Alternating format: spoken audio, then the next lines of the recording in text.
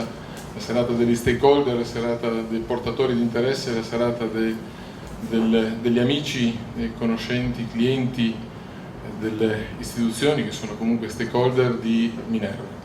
E abbiamo pensato a questa serata perché Minerva è sul territorio, Minerva opera sul territorio e quindi voleva condividere, voleva scambiare, voleva ringraziare appunto tutti i propri portatori di interesse. Sono informale, un po' perché la mia parte, cioè mi riesce più facile essere informale che formalista. Mi esime dal fare qualche considerazione a cui ci tengo molto. Ma la prima è un saluto a tutti voi, ovviamente.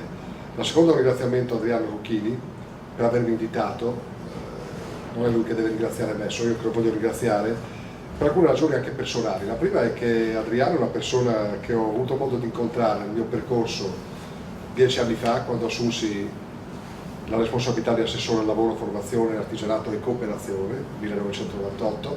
E in questi 5 anni Adriano è uno che comunque si faceva vedere, cioè lo incontravo e non è facile perché nei momenti difficili c'è sempre qualcuno che non sparisce, che non ritrovi più. Adriano si faceva vedere anche quando faceva un ristoratore a Tormento. Io questo non lo dimentico perché è un segno di affetto e di amicizia che voglio testimoniarti davanti a tutti.